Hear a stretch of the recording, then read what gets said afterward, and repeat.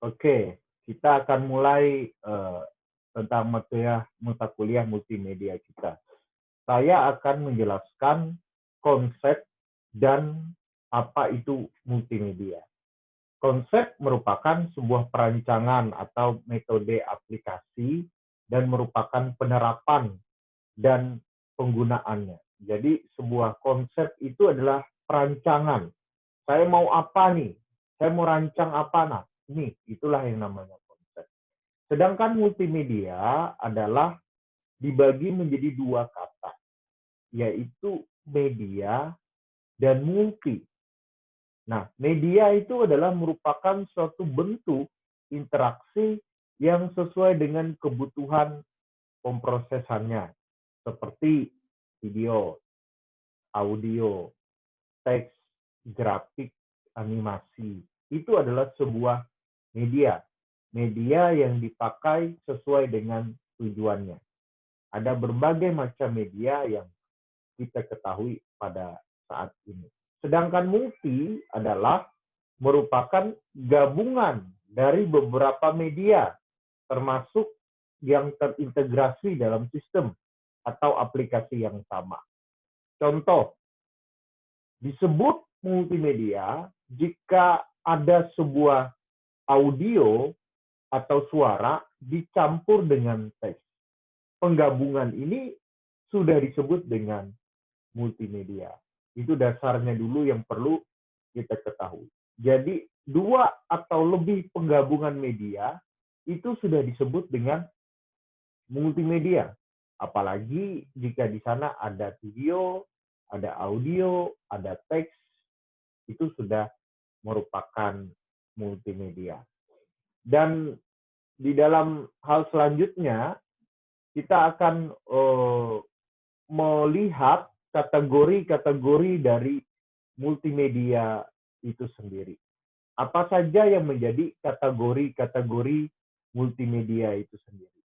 Yang pertama adalah multimedia linier, yaitu merupakan suatu multimedia yang tidak dilengkapi dengan alat pengontrol ataupun yang dapat dioperasikan dengan menggunakan sekuensial berurutan. Contohnya TV, contohnya film. TV dan film kita tidak bisa mengontrol dia jalan terus begitu. Itu multimedia. Film juga. Oh, stop di sini. Nggak bisa kalau kita nonton sebuah film. Tapi di dalam perkembangan pada saat ini sangat betul-betul berkembang cepat ya. Jadi kalau saya di rumah saja, saya bisa menonton film yang sudah lewat nih dengan perkembangan teknologi. Nah, itu akan kita pelajari nanti ke depannya. Tetapi konsep linier itu kita harus sudah paham. Jadi kategori multimedia itu terbagi menjadi kategori multimedia linier. Selanjutnya, multimedia interaktif. Apa itu multimedia interaktif? Multimedia interaktif adalah suatu multimedia yang dilengkapi dengan alat pengontrol yang dapat dioperasikan oleh pengguna, sehingga penggunaannya dapat memilih apa yang dikehendaki untuk proses selanjutnya. Contohnya, multimedia pembelajaran interaktif, aplikasi game, internet, dan lainnya. Seperti yang saya bilang tadi, TV dan film pun kita bisa stop. Di dalam YouTube, kita bisa lihat. Kita mau nonton tutorial A, kita bisa stop di sini. Oh, kita catat. Betapa mudahnya dengan multimedia kita bisa belajar banyak hal. Nanti kita akan jelaskan apa saja fungsi-fungsi multimedia. Bahkan aplikasi game. Siapa di sini yang sukanya main game? Tentu anak-anak muda sekarang tidak jauh dari game. Apakah saya juga main game? Ya, saya juga main game, rekan-rekan mahasiswa. Ada game saya. Saya main game PES nih. Kalau dilihat ada game PES. Boleh nggak kita main game terus? Nggak boleh. Seorang pemain game, dia harus tahu kapan dia main game, kapan dia makan, kapan dia belajar, kapan dia berdoa. Jangan sampai hidup kita itu dikontrol oleh game. Game itu baik, tidak ada yang salah dengan game. Tapi salah ketika penggunaan game menjadi mengabaikan sesuatu hal dalam kehidupan kita yang prinsip. Misalkan, main game lupa makan. Apa sih fungsi game? Itu contohnya saja. Aplikasi game itu adalah sebuah multimedia yang kita bisa kontrol. Yang disebut dengan multimedia interaktif. Bisa dipahami ya. Tadi multimedia linier, di mana pengoperasiannya tidak bisa kita kontrol, seperti TV, film, dan lain segala macamnya, yang tidak bisa kita kontrol. Sekarang ada multimedia interaktif yang kita bisa kontrol. Contohnya aplikasi game, internet, dan lain segala macamnya. Lalu apa sih yang menjadi definisi dari multimedia? Menurut MC Cormick tahun 1996, dia ngomong begini, kombinasi dari 3 elemen. Saya ngomong begini, suara, gambar, dan teks. Itu menurut dia. Kalau menurut Robin dan Linda tahun 2001, multimedia adalah alat yang dapat menciptakan presentasi yang dinamis dan interaktif yang mengkombinasikan teks, grafik, animasi, audio, dan gambar. Itu menurut Robin dan Linda dalam jurnalnya tahun 2001. Pemampatan komputer, ini definisi lain, pemampatan komputer untuk membuat atau menggabungkan teks, grafik, audio, gambar bergerak, atau video animasi, dan menggabungkan link dan tool yang memungkinkan pemakaian melakukan navigasi, berinteraksi, dan berkomunikasi. Nanti kita akan belajar definisi-definisinya. Selanjutnya, saya akan membahas sedikit dalam pertemuan ini tentang sejarah multimedia. Nah, istilah multimedia itu berawal dari teater sebetulnya. Apa itu teater? Pertunjukan yang biasa ditampilkan di dalam sebuah gedung pertunjukan, lalu kita melihat orang berinteraksi, mainkan sebuah drama. Mungkin pada saat ini sudah jarang ya. Anak-anak sekarang sudah susah mengerti apa itu teater. Nah, awalnya dari situ. Pertunjukan memanfaatkan lebih dari satu medium. Pertunjukan multimedia namanya. Karena di situ ada suara dan lain sebagainya. Nah, kemudian sistem media itu dimulai tahun 1980, rekan-rekan. Dengan memperkenalkannya itu adalah HyperCard oleh Apple tahun 1987. Dan pengumuman IBM tentang perangkat lunak audiovisual, connection, dan video adaptor card bagi PS2. Nah, ada yang mengerti PS2? Nah, itu zaman saya dulu itu PS2 itu sangat ngetren, permainan game. Tahun 1994 diperkirakan lebih dari 700 produk dan sistem multimedia yang ada di pasaran.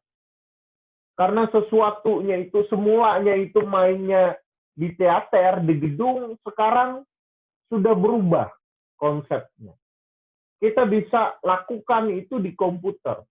Output multimedia berbentuk citra digital, gambar bergerak, dan lain segala macam. Sehingga multimedia ini betul-betul bisa dipakai oleh orang yang tidak harus datang lagi ke sebuah pertunjukan. Banyak orang zaman dulu itu menghabiskan uang banyak untuk melihat pertunjukan. Sekarang dengan adanya multimedia, maka itu tidak dibutuhkan lagi. Biayanya menjadi murah untuk kita bisa melihat artis top Indonesia. Zaman dulu kita harus melihat konsernya.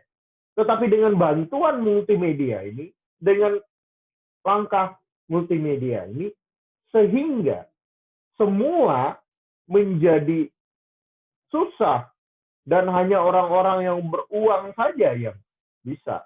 Tetapi dengan multimedia ini sangat membantu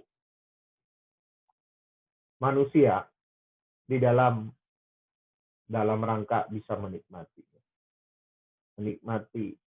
film yang dulunya hanya drama di teater, sekarang kita bisa lihat, menikmati berita yang dulunya hanya menggunakan surat kabar, sekarang kita bisa lihat videonya supaya lebih jelas.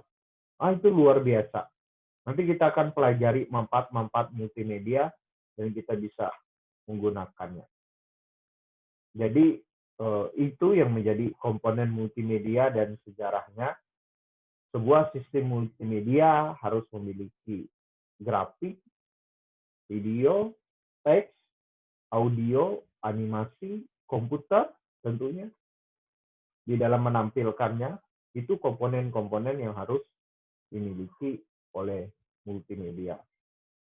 Nah, kiranya itu yang kita bisa pelajari dan untuk pertemuan kali ini saya ingin memberikan tugas kepada rekan-rekan. Saya akan memberikan satu jurnal, di mana jurnal ini rekan-rekan harus baca. Baca dengan teliti, pahami dengan teliti apa maksud dari jurnal ini. Nah, setelah Anda baca, Anda sudah memahami maksudnya, Anda pahami prosesnya. Bagaimana cara yang dimaksud oleh jurnal ini. Setelah Anda paham dengan maksudnya, lalu Anda buat rangkumannya. Jadi dirangkum. Oh, ini jurnal A, B, C, dan E. Ini saya rangkum.